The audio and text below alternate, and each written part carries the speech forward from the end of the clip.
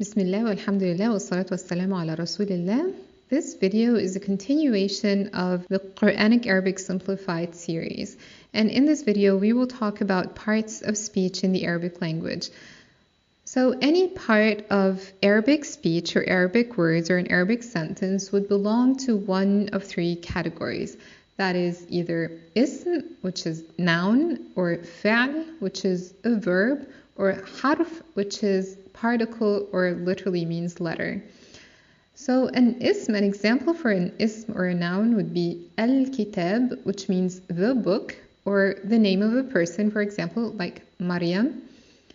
An example of fa'al could be qara'a, which means he read, or the present tense, which would be yaqra, which means he reads, or iqra, which means read.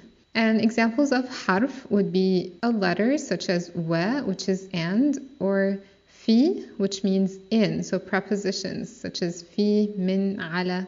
So how do we know what part of speech this word is? How can you tell if it's an ism, a fa'al, or a harf? And how are Arabic sentences formed? So this will be the topic of the next videos, inshallah. If you like this video and this series, please don't forget to hit the like button and to share with your friends. And please subscribe to my channel and turn on the notification to be notified of all my new uploads. Thank you.